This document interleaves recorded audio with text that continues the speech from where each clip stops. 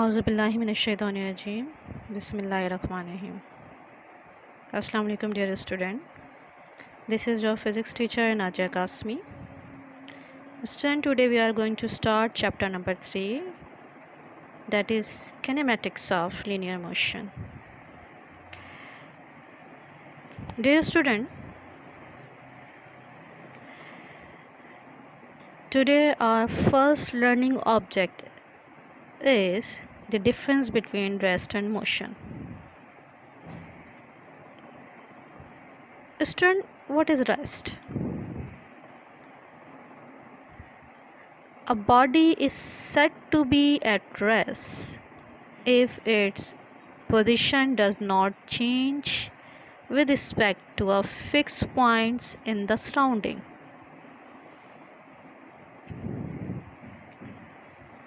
Rest mean कि अगर कोई बॉडी या ऑब्जेक्ट अपनी पोजीशन को अकॉर्डिंग टू सराउंडिंग चेंज नहीं करे.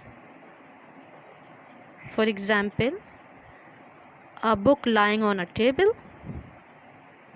एक बुक टेबल पे रखी हुई है और उसके सराउंडिंग में जितनी भी चीज़ें हैं उनके अकॉर्डिंग ये बुक मूव नहीं कर रही है, तो ये रेस्ट में है. अ bench fix in a park.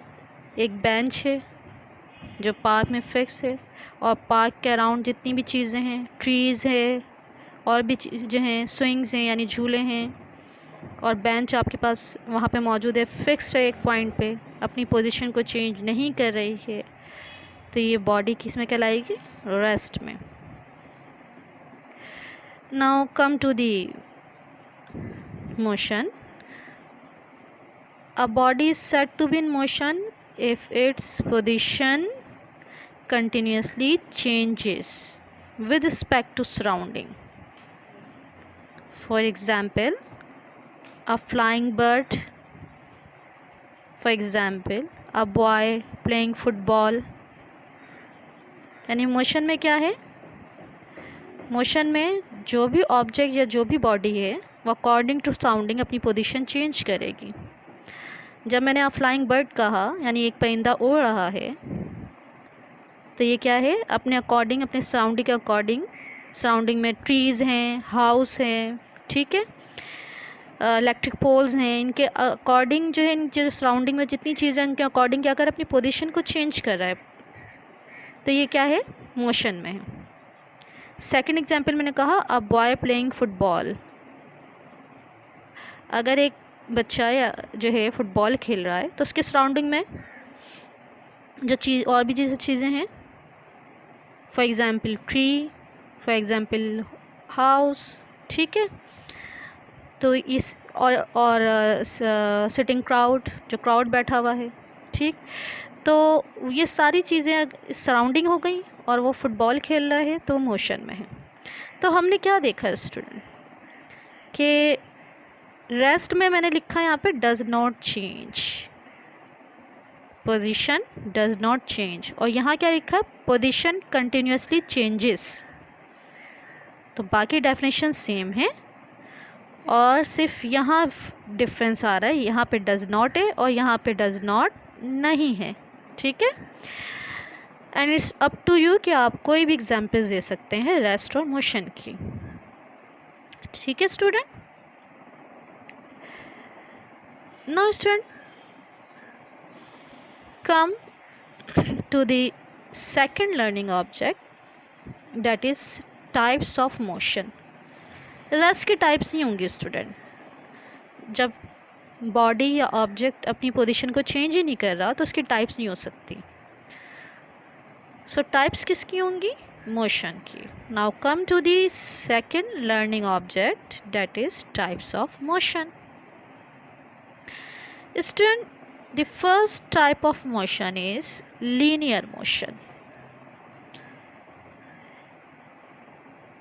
When a body moves either in a straight line or along a curved path, then we say that the body is said to be in linear motion. अगर कोई body straight line में है या curve path में move कर रही है तो वो क्या कहलाएगी आपके पास, linear motion. Student, linear motion is also called translatory motion as well, right. When a body move in a straight line, the linear motion is called rectilinear motion. आपको वर्ड रेक्टिलिनियर भी मिलेगा। अगर कोई बॉडी स्ट्रेट लाइन में move कर रही हो तो वो क्या, कौन सी मोशन कहलाती है, rectilinear. For example, an athlete running 100 meter race along a straight track is said to be linear motion और rectilinear motion। स्ट्रेट ट्रैक है ना 100 मीटर का, जैसे आप स्पोर्ट्स में आप लोग जो हैं जब पार्टिसिपेट करते हैं तो हम आपकी 100 मीटर रेस करवाते हैं, याद आया आप लोगों को। तो उसमें जो आप लोग स्ट्रेट जो भाग रहे हैं तो ये कौन सी मोशन कहलाएगी, लीनियर मोशन और रेक्टिलिनियर मोशन कहलाएगी।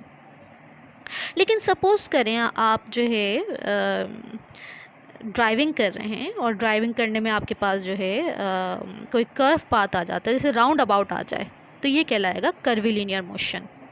ठीक है, तो हमने जो डेफिनेशन में देखा है कि स्ट्रेट लाइन में हो या कर्व में हो, ये दोनों ही हमारे पास कौन से होंगे, लीनियर मोशन या रेक्टिलिनियर मोशन होंगे। लेकिन अगर कर्व में आ जाए तो उसको हम कहते हैं कर्विलिनियर मोशन। तो क्योंकि कर्व में हमारे पास डायमेंशन 1 डायमेंशन से 2 और 3 डायमेंशन आ जाती है। डायमेंशन में हमारे पास एक्सिस होते हैं ना, X axis, Y axis and Z axis, X axis, Y axis and Z axis. ठीक है, X, Y and Z axis. अगर एक्स एक्सिस में सिर्फ है तो 1 डायमेंशन, एक्स और वाई में है तो 2 डायमेंशन, एक्स वाई और जेड तीनों में तो 3 डायमेंशन हो जाती है। तो स्टूडेंट यहाँ पे हमारे पास when a body move along a curve in 2 और 3 dimension path, then the linear motion is called curvilinear motion. तो वो उस वक्त कहलाती है कर्विलिनियर मोशन, या जब बॉडी कर्व पाथ में मूव कर रही हो। For example student, the earth revolving around the sun, ये जो हमारी अर्थ रिवॉल्व कर रही है सन के अराउंड, तो ये कौन सी मोशन है आपके पास, कर्विलिनियर मोशन हो गई। Now second type of motion is student rotatory motion. A body is said to be in rotatory motion when it says it at one place and turns around and around about an axis. इसका मतलब क्या है, it's mean if a body spins or rotate about a fixed point. If a body spins or rotate about a fixed point or axis, its motion is called rotatory motion. For example, a rotating fan, a rotating pulley about its axis. अगर हम fan की बात करें तो it's mean blades of the fan की बात कर रहे हैं, वो रोटेटरी मोशन में है। ठीक है ना। फिर और इसकी और एग्जांपल्स क्या हो सकती हैं,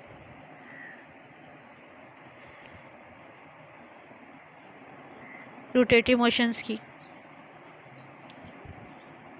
कार है आपके पास, उसके जो व्हील्स हैं वो भी किस में होंगे, रोटेटरी मोशन में। अगर कार आपके पास स्ट्रेट पाथ पे मूव कर रही है तो कार है जो कि बॉडी जो है वो लीनियर मोशन में है, और उसकी जो व्हील्स हैं वो कौन सी मोशन में स्टूडेंट, रोटेटरी मोशंस में है। ठीक है। Now third types of motion is oscillatory motion और it is also called vibratory motions.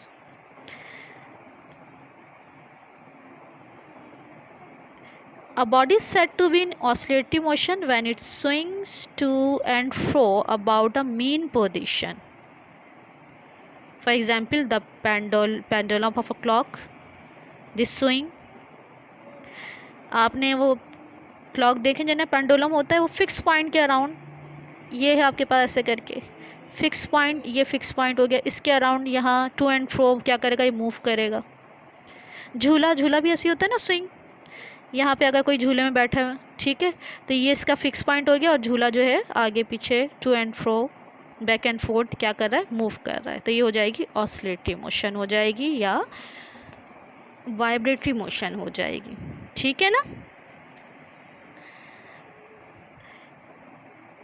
यहाँ पे देखिए मैंने लीनियर मोशन, क्योंकि ऊपर हेडिंग में सिर्फ यहाँ पे लीनियर मोशन है, ठीक है, तो यहाँ मैंने बताया था आपको linear motion is also called translatory motion, और इसको मैंने देखिए यहाँ पे डायग्राम्स बताई हुई हैं कि ये जब बॉल को से खेला जा रहा है, ठीक है, तो ये लीनियर मोशन में जा रही है। ये गाड़ियाँ जो जा रही हैं किस में है, ये यहाँ से यहाँ तक लीनियर में, फिर ये कर्व पाथ आ गया, ये कर्व लीनियर मोशन में आ गई, ठीक है। और ये सराउंडिंग है, जैसे ट्री है, ट्री रेस्ट में, ठीक है ना, और ये सराउंडिंग में इसकी चीज़ें हैं। और ये जो है, जो बॉय है यहाँ पे है, ये क्या कर रहा है, खेल रहा है, ठीक है। अच्छा, आगे देखिएगा ज़रा, टाइप्स ऑफ मोशन की मैंने यहाँ पे एग्जाम्पल्स जो आपको बताई थी उसके डायग्राम्स मैंने शो कर दिए। देखें, वाइब्रेटरी मोशन, एक दो वायर्स हैं आपके पास जो फिक्स एंड से जो है टाई कर रखें, बांध रखें, इसको आप इनको क्या कर दें, आप इसको जो है रोटेट कर दें। लीनियर मोशन यहाँ दिखाया गया है कि एक जो है मास या वेट है, इसको क्या कर रहे हैं, ये ड्रैग कर रहे हैं।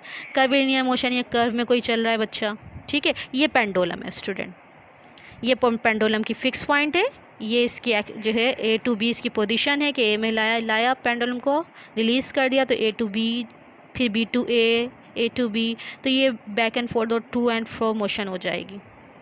सर्कुलर मोशन में देखिए यहाँ पे है, ठीक है ना, अर्थ को दिखाया जा रहा है, सही है। और ये fan and the motion of blades of fan, ठीक है, ये ऑसिलेटरी आपके पास मोशन हो गई। ये एग्जाम्पल्स हो गई आपके पास with diagram. Hope you understand the types of motion, student. Now come to the student, the words kinematics. आपके चैप्टर का क्या है, chapter number 3, kinematics of linear motion. What's the meaning of kinematics? Student, kinematics is the study of motion of bodies without reference to the force or forces that affect the motion.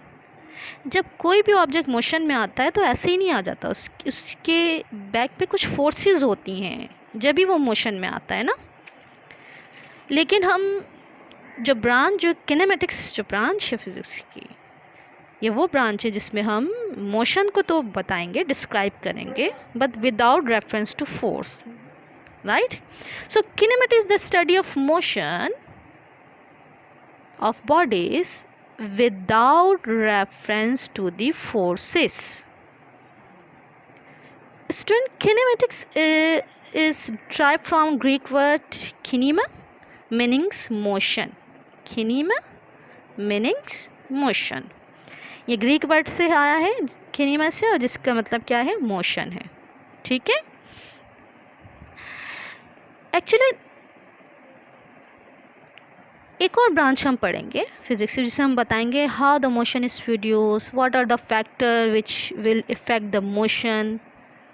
This branch is called dynamics. जिस ब्रांच में हम forces को भी बताएंगे वो कौन सी होती है, डायनामिक्स से, ठीक है। हम इसे चैप्टर नंबर 4 में डिस्कस करेंगे। Okay student, now there are some physical quantities that we concern, scalar and vectors. Distance is a scalar quantity, displacement is a vector quantity, speed is a scalar quantity, velocity is a vector quantity, acceleration is a vector quantity. In quantities को पढ़ने से पहले हम ज़रा और देखते हैं kinematics की और फर्दर डेफिनेशंस देखें। Kinematics is the description of motion.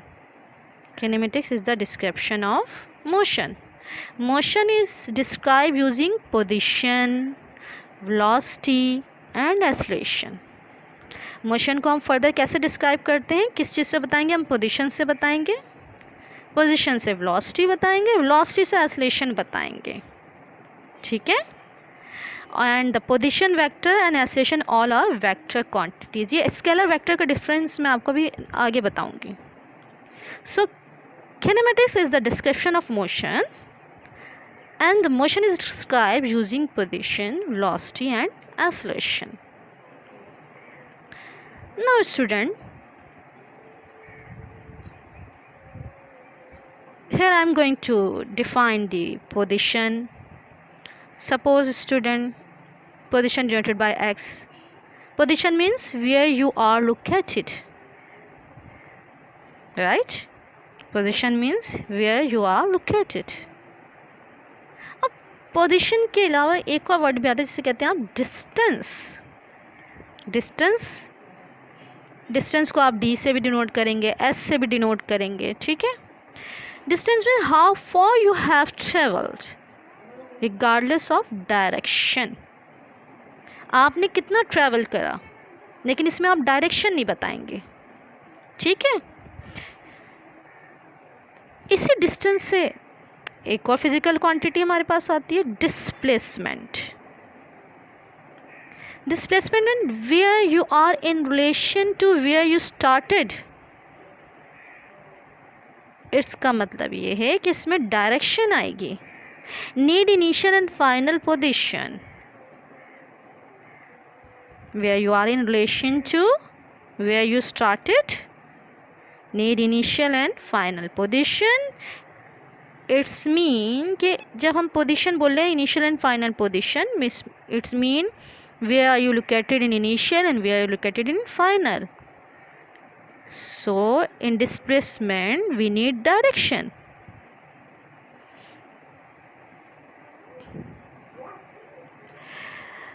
Student, displacement is a vector quantity. It has both magnitude and direction. For one dimensional motion, positive sign mean the displacement is towards right, negative sign displacement towards left. अगर आप right में जाएंगे तो positive sign आएगा, left में जाएंगे तो negative sign आएगा. और distance is a scalar quantity, only magnitude. अब बताती हूँ मैं आपको. Now come to the scalar and vector. हम बार बार कह रहे हैं डिस्टेंस डिस्प्लेसमेंट में किनेमैटिक्स को बताने के लिए हमने पोजीशन बताई, पोजीशन को के लिए हमने डिस्टेंस और डिस्प्लेसमेंट बताया. तो स्केलर वेक्टर क्वांटिटीज़ क्या हैं? A scalar quantity is one that only indicate how much of the quantity. How much of the quantity means सिर्फ मैग्नीट्यूड को बताएगा. A vector quantity indicates the how much and the direction of the quantity, यानी magnitude और direction दोनों को. Suppose आप purchasing करने जा रहे हो और ग्रीन ग्रॉसरी परचेज कर रहे हो, ठीक है. तो अगर आपको चाहिए पोटैटो, आलू चाहिए 1 kg, सही है. तो आप डायरेक्शन नहीं बताओगे कि सब्ज़ी वाले को कि सब्ज़ी वाले 1 किलो आलू मुझे ज़रा ईस्ट से दे दें, 1 किलो आलू मशरिक़ से दे दें, 2 किलो टमाटर मगरिब से दे दें, 3 किलो भिंडियाँ शुमाल से दे दें. ये तो नहीं कहेंगे ना, डायरेक्शन तो नहीं बतानी है आपने. तो ये सारी क्या हो गई? स्केलर क्वांटिटी हो गई. वेक्टर क्वांटिटी के लिए आपको डायरेक्शन भी बतानी है. अगर आप किसी को अपने घर की लोकेशन बता रहे हैं तो आप ये नहीं कहोगे कि 3 किलोमीटर जो है ना बस आ जाना और इधर 5 स्टार पे आ जाना और इसके बाद जो है मेरा घर है. डेफिनेटली आप उसको डायरेक्शन बताओगे कि कहाँ आओगे, लेफ़्ट पे आओगे, राइट पे आओगे, जिसको हम फिजिक्स के इसमें कहेंगे कि ईस्ट आओगे, वेस्ट पे आओगे, ईस्ट टू वेस्ट आओगे, नॉर्थ साइड आओगे, किस तरफ, ठीक है. इसको फर्दर मैं आपको एक्सप्लेन करती हूँ आगे एग्जाम्पल से. इससे पहले यहाँ पे देखिए, a vector quantity is written with an arrow above the quantity. कोई भी वेक्टर क्वांटिटी हम लिखेंगे, फॉर एग्जांपल हम वेलोसिटी लिखेंगे तो हम क्या कर लेंगे, वेलोसिटी के ऊपर हम एरो लगा देंगे. अगर हम एस्लेशन लिखेंगे, एस्लेशन के ऊपर हम एरो लगा देंगे, तो ये वेक्टर को शो करेगा. तो ज़रा देखिएगा, यहाँ पे जो है आपको मैं डिस्टेंस की डेफिनेशन बता रही हूँ दोबारा. डिस्टेंस क्या है? स्केलर क्वांटिटी है आपके पास, ठीक है. Is defined as the length of actual path between 2 points. ये 2 पॉइंट्स हैं P एंड Q. तो ये एक्चुअल पाथ जिनका जो है ये किसको बताता है? डिस्टेंस को बताता है. सपोज़ कि ये जो लेंथ है कितनी है, सपोज ये लेंथ P2Q 25 सेंटीमीटर, तो ये 25 सेंटीमीटर क्या हो गया, इसका डिस्टेंस हो गया। ये सिर्फ मैग्नीट्यूड है, magnitude and unit, 25 is a magnitude and centimetre is a unit, right. अब यहाँ देखिएगा मैंने डिस्टेंस और डिस्प्लेसमेंट का डिफरेंस बताया है। देखिए स्टूडेंट, यहाँ पे जब मैं आपको डेफिनेशन बताई थी ना कि starting point and ending point और फिनिशिंग पॉइंट, तो वो ये है। देखिएगा कि यहाँ पे आपके पास स्टूडेंट ये स्टार्टिंग पॉइंट है, ठीक है, और ये एंडिंग पॉइंट है। You have two path, this first part is this one जिससे आप घूम फिर के आ रहे हैं, and the second part is straight line. तो ये जो आप घूम के आ रहे हैं ये है डिस्टेंस, और जो स्ट्रेट आ रहे हैं ये क्या है, डिस्प्लेसमेंट। तो स्टार्टिंग और एंडिंग जो आपके पास है, इसके बिटवीन जो आपके पास है ये स्ट्रेट लाइन में, या ये आपके पास क्या है, लीस्ट डिस्टेंस है, तो ये क्या कहलाता है, डिस्प्लेसमेंट कहलाता है। इसमें डायरेक्शन फिक्स है, ठीक है, और यहाँ पे डायरेक्शन क्या हो रही है, हर वक्त चेंज हो रही है, ये डायरेक्शन चेंज होती जा रही है, ठीक। एक और देखिए, जब आप एरो लगाते हैं तो ये एरो किसी भी फिजिकल क्वांटिटी में, तो ये एरो के ये बताता है टेल को, ये हेड को, ये डायरेक्शन को, ये जो एरो है, और ये यहाँ से लेके यहाँ तक जो है ये मैग्नीट्यूड को बताता है, ठीक है स्टूडेंट। कुछ मैंने यहाँ पे एग्जाम्पल्स जो हैं स्केलर वेक्टर्स की आपके लिए शो की हैं। स्केलर में स्पीड है, ठीक है स्टूडेंट, स्केलर में स्पीड, वेक्टर में वेलोसिटी, स्केलर में डिस्टेंस, वेक्टर में डिस्प्लेसमेंट, स्केलर में मास, वेक्टर में वेट, ठीक। ये डिस्टेंस, डिस्प्लेसमेंट, स्पीड और वेलोसिटी तो हम इसी चैप्टर में पढ़ेंगे, ठीक है ना। Distance, displacement, speed, velocity, acceleration, फिर हम इसके जो है इक्वेशंस में आ जाएंगे, और ये जो बाकी हम ये है मास और वेट ये आगे पढ़ेंगे। एनर्जी, फोर्स, ये भी power, momentum, temperature, current, time, ये टाइम तो हम जानते हैं। एक्सेलरेशन हम इसी चैप्टर में पढ़ेंगे, ठीक है स्टूडेंट। तो ये जो जितनी भी आपके पास स्टूडेंट स्केलर ये जो क्वांटिटीज़ हैं इनमें आपने डायरेक्शन नहीं बतानी है, ठीक है, जबकि वेक्टर क्वांटिटी में डायरेक्शन इंक्लूड होगी।